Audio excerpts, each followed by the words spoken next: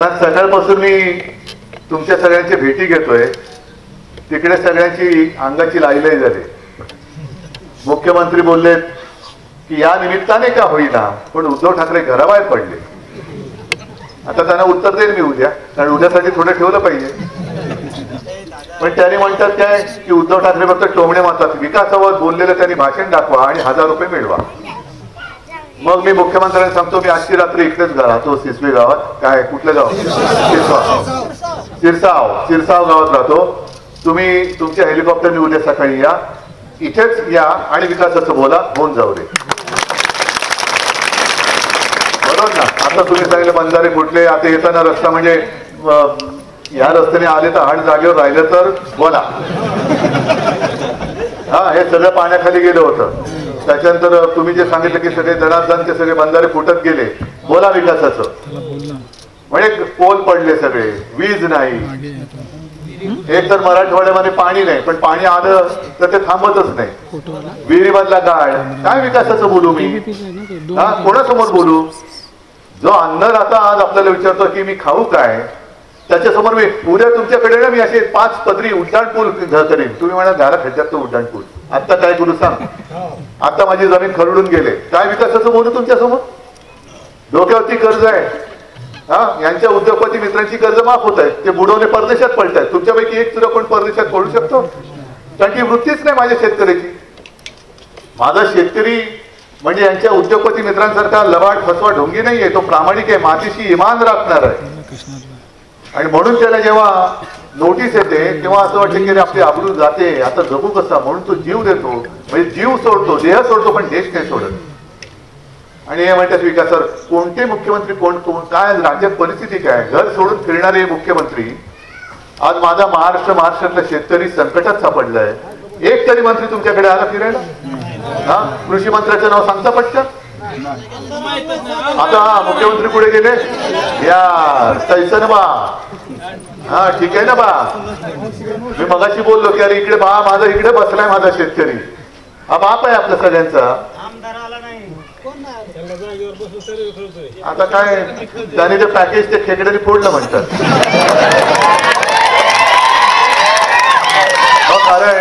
आपल्या वेळेला मंत्री केले होते चुकून, तेव्हा ते धरण फुटलं होतं. याने सांगितलं धरण कोणी फोडलं?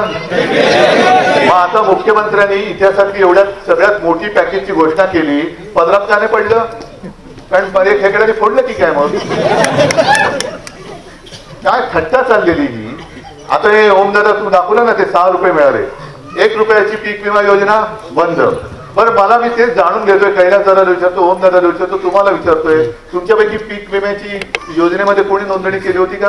हा, किती अर्ज भरायला किती पैसे लागले?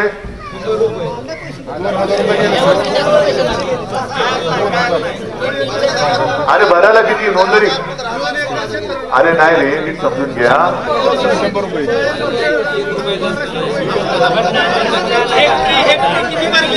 नाही थांबा, सगळ्यांना आता प्रश्न विचारू, नीट समजून घ्या. पहिलं अर्ज भरायला अर्जाचे किती पैसे लागले? 100 रुपये अर्जाचे. साधारणतः तुमच्या नुकसानीची अपेक्षा काय होती? 100% नुकसान झालं तर किती पैसे मिळाले पाहिजे पिकाप्रमाणे? एका काहीतरी सांगा, एकरी किंवा हेक्टरी किती मिळालं पाहिजे? बरोबर आहे. मग आता अर्ज भरायला तुम्ही सांगा परत किती भरले? 900 रुपये हेक्टरी सोयाबीनसाठी. 900 रुपये, बरोबर आहे. अर्जाला 100 आणि मिळाले किती? 6 रुपये.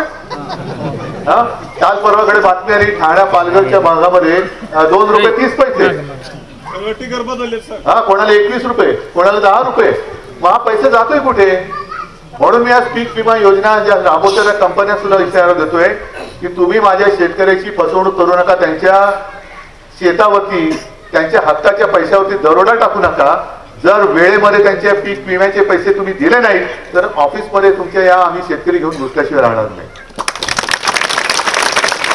पण धडा शिकवावं लागेल. हे सरकार दगाबाज आहे, हे दगाबाज सरकार आहे. का दगाबाज म्हणतोय? की केवळ आम्ही विरोधी पक्षात आहेत म्हणून ठाणाणा करायचं म्हणून मी बोलत आहे. या सरकारने, सरकार आल्यानंतर आम्ही शेतकऱ्याचा 7-12 करू, कोरा आहे. मी ते ऐकून नंतर आता पुढच्याच्यात ऐकून. कोण बोललं होतं? फडणवीस. आणि त्याच्यानंतर शेतकऱ्याचं कर्ज माफ नाही केलं तर पवारांचं नाव लावणार नाही असं कोण बोललं होतं? मग आता काय लावतो? हा मग आता काल त्यांनी काल परवाकडे सांगितलं की सगळं प्रत्येक वेळेला तुम्हाला काय फुकट मिळणार काय? नकोय रे फुकट, नकोय फुकट, आमच्या हक्काचे पैसे दे ना, एवढंच आमचं म्हणणं आहे. गेल्या वेळेला निवडणुकीमध्ये सोयाबीन हाताशी होता, कापूस हाताशी होता, आणखीन पण पिकं होती, का नव्हता हमी भाव मिळत? आपलं सरकार असताना देत होतो की नव्हतं तुमच्या म्हणण्याप्रमाणे? गेल्या वेळेला जो हमी भाव मिळत होता तो किती होता? 4-4.5 आसपास होता. शेतकऱ्याची मागणी तुमची काय होती? 6,000च्या वरती होती ना. मग आता तो पीक पण गेलं.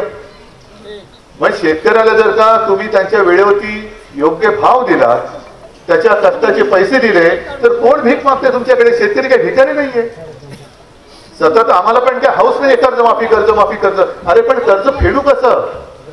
आता जे डोक्यावरती कर्ज चढलेले आहे, सरासरी किती कर्ज आहे तुमच्या डोक्यावरती एका याचं सांगा मला? 2 लाख 3 लाख 4 लाख, बरोबर ना? लाखाच्या पुढेच आहे. आता हे जर पीक व्यवस्थित हाताशी आलं असतं आणि तुम्हाला जर का भाव नीट मिळाला असता तर तुम्ही गेला असता कर्जमाफीची मागणी केली असती. पण आताच कर्ज डोक्यावर चढलं. मुख्यमंत्र्यांनी आता मुहूर्त काढलाय पंचांग बघून. हा शके कितीतरी संवत्सर वगैरे काहीतरी त्यांना माहितीये. जून कोरोना पडविला आणि ही दुष्काळग्रस्त भागाला हे दुष्काळचा असा पडून लावला असता की सांगायलाच नको. बसा बसा मग दुष्काळ तर पडविणारच पडविला. बसा बसा. काय सांगत होतो मी? विसरलो. हा मुहूर्त काढत, जूनचा मुहूर्त काढलाय. हा म्हणजे आता 25 नोव्हेंबरचं आपलं 2025 नोव्हेंबर सुरू झालाय. हा आणि याने मुहूर्त काढलाय 2026 जून 30 जून. बरं आता केलं तर काय म्हणतात? आता शेतकऱ्यांना फायदा नाही होणार, बँकांना फायदा होणार. बरं ठीक आहे. मग जून मध्ये कर्जमाफी केली तर मग शेतकऱ्याचा फायदा होणार आहे, बँकांना तोटा किंवा बँकांचा फायदा नाही होणार कसंही समजून सांगा. बरं 30 जून पर्यंत आम्ही मी शेतकऱ्यांना सांगितलं की दादा नो शांत राहा, 30 जून पर्यंत कर्जमाफी होणार आहे. ठीक आहे, मानतो आम्ही. पण मग 30 जून पर्यंत आत्ताच्या कर्जाचे हप्ते फेडायचे की नाही फेडायचे? बरोबर आहे. आता खरीप हंगाम सुरू झाला, खरीप संपला, रब्बी सुरू झाला. खरीपाचं कर्ज आहे, खरीपाचं कर्ज आहे, रब्बीचं आता मिळणार की नाही मिळणार? बँकेला लॉक टाकले. बरं पुनर्गठन करतील, पुनर्गठन करतील म्हणजे आत्ताचे हप्ते चालू राहणार आणि रब्बीचे डोक्यावरती चढणार.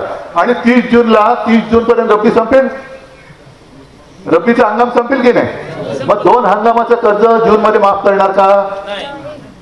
द्या ना उत्तर सरकारने, मुख्यमंत्र्यांनी उत्तर द्यायचं. जर जून मध्ये करणार असाल तर खरीप आणि आता येणार रब्बी या दोघांचेही कर्ज माफ करणार का?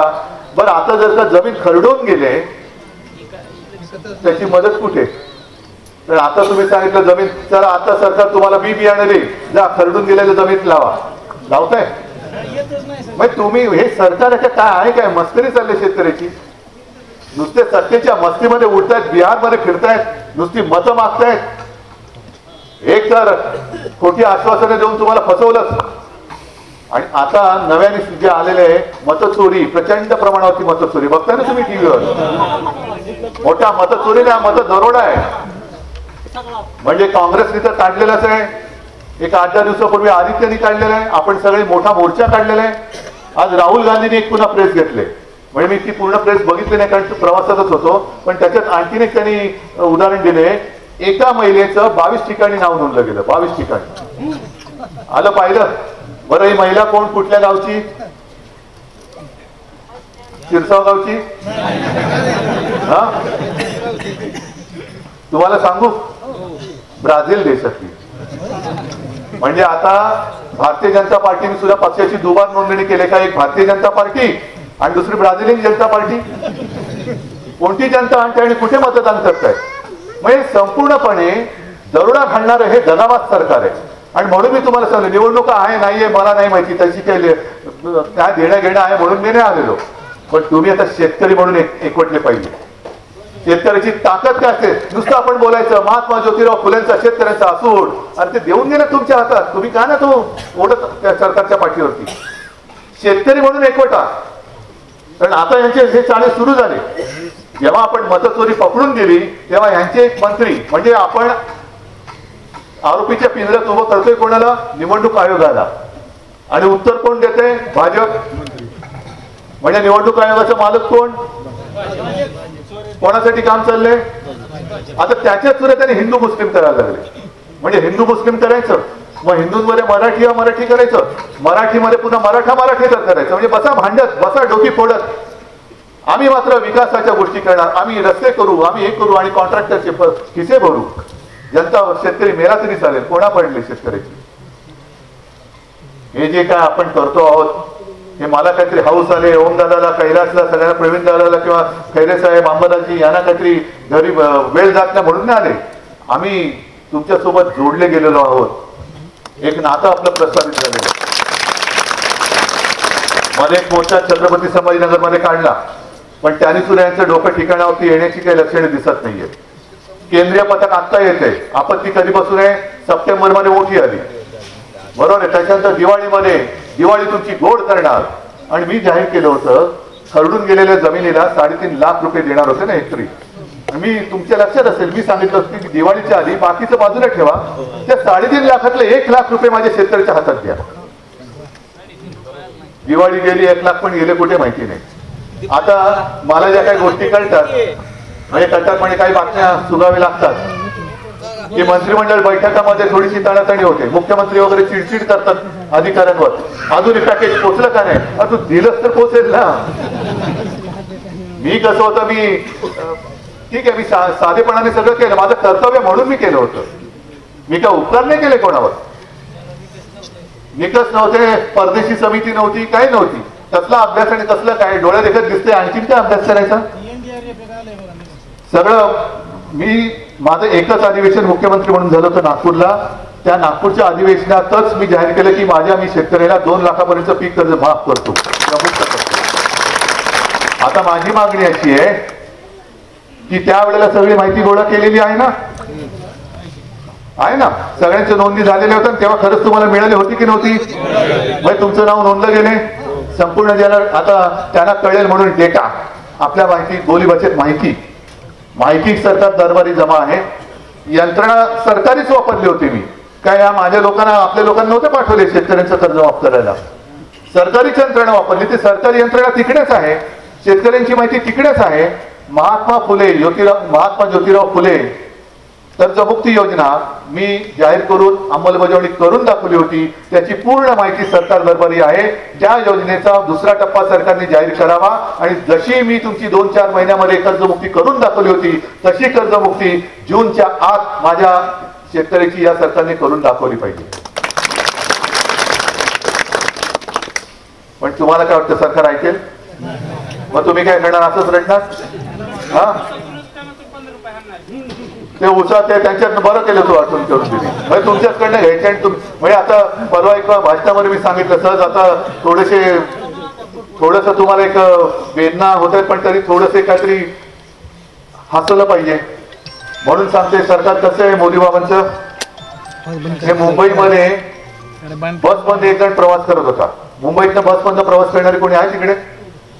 नाही. बसमध्ये आता आपल्या एसटी मध्ये पण कंडक्टर असतो, बरोबर? तिकीट तिकीट तिकीट तिकीट मुंबईमध्ये सुद्धा तिकीट तिकीट तिकीट.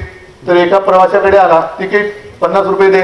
त्या प्रवाशाने हात घातला, तो यातून हात घातला, तो इथून बाहेर, त्याचं पाकिटच मारलं गेलं. मग तो सांगतो दादा, तो गयावया करायला लागला. अरे मला तिकीट, मी माझं पाकिट मारलं, 50 रुपये दे नाही तर खाली उतर. तर मी तसा नाहीये, बघ ना, मी माझ्या चेहऱ्यावरनं कळत नाही का मी तसा नाहीये, मी सभ्य आहे, 50 रुपये दे नाही तर खाली उतर. आता एक 5-10 मिनिटं झाल्यानंतर जो बाजूला बसला होता तो कंडक्टर म्हणतो दादा जाऊ द्या, बरा माणूस दिसतोय, हे काय 50 रुपये, त्याचं तिकीट काढतो, पण त्याला उतरवू नका. मग तो बसतो. मग त्याला थँक्यू दादा, तू होता म्हणून, नाही तर माझी आबरू गेली असती, थँक्यू दादा. आणि थोड्या वेळाने कळतं ज्यांनी पैसे भरून त्याचं तिकीट काढलं त्यांनीच त्याचं पाकिट मारलं. पाकिटात मध्ये 5,000 रुपये तिकीट कितीचं काढलं? हे असं सरकार आहे. तसं ते उसाच्या पैसे तुमचेच घ्यायचे आणि तुमच्याच पाकिटातले पैसे तुम्हाला द्यायचे. तर ह्या सरकार विरुद्ध तुम्ही शेतकरी म्हणून एकवटत नाही तोपर्यंत दादा तुमचं काही नाही होणार. आम्ही सोबत आहोत. जी काय तुमची ताकद आहे ही आम्ही तुमच्यासाठी वापरतोय, आमच्यासाठी काही नाही वापरत आहे. पण आता येणाऱ्या ज्या काही निवडणुका असतील, नगर परिषद असतील, पालिका असतील, महापालिका असेल, विधानसभा अजून लांब आहे, लोकसभा अजून लांब आहे, पण जी निवडणूक होईल तोपर्यंत मला असं वाटतं की गावागावात तुम्ही पाठी लावली पाहिजे. बोर्ड काय, जोपर्यंत कर्जमुक्ती नाही तोपर्यंत महायुतीला मत. हे औषध द्या त्यांना. तुम्ही करोना पळवला म्हणता ना, तो करोना असा पळवता, हा करोना असा पळवायचा आहे, पळवण्याची ताकद. आणि मग बघा कसं दातामध्ये गवत धरून तुमच्या पायाशी येतील. हे गावा घे, कर्जमुक्ती करतो पण मला मत दे. हा, ते त्याला कळू द्या.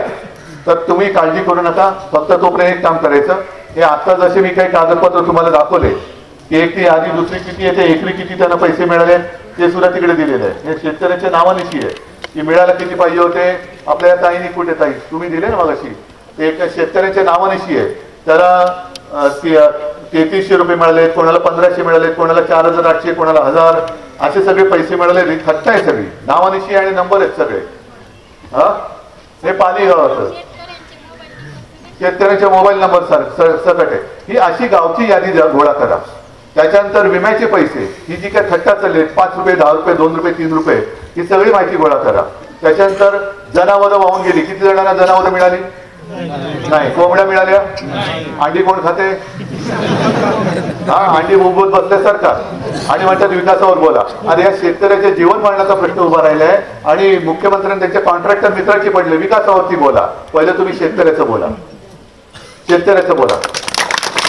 तर ही सगळी माहिती आपल्या प्रवीण दादा तुम्ही, कैदा दादा तुम्ही, कारण आपल्याला विधिमंडळात हा प्रश्न उचलायचा आहे आणि ओम दादा तुम्ही तो लोकसभेत उचलायचा.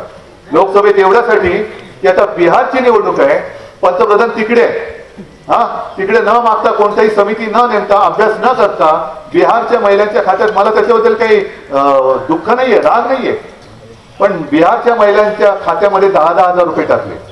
पंतप्रधान बिहारचे ते देशाचे, मग देशातल्या सगळ्या महिलांच्या खात्यात 10,000 रुपये पंतप्रधानांनी टाकले पाहिजे. पण फक्त बिहारमध्ये निवडणूक आहे म्हणून बिहारमध्ये, उद्या महाराष्ट्राच्या लागल्या तर महाराष्ट्रामध्ये, तेलंगणाचे लागले तर हे ह्याला म्हणतात पक्षपातीपणा आणि ह्याला म्हणतात दगाबाज.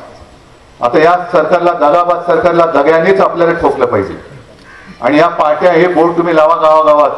जोपर्यंत कर्जमुक्ती नाही, जोपर्यंत हेक्टरी 50,000 रुपये मिळत नाही, जोपर्यंत आमची जनावरं आम्हाला मिळत नाही, जोपर्यंत खरडून गेलेल्या जमिनीची माती मिळत नाही, जोपर्यंत आम्हाला पीक विम्याचे पैसे मिळत नाहीत, टाळा सगळे, तोपर्यंत महायुतीला मत नाही. ठरलं?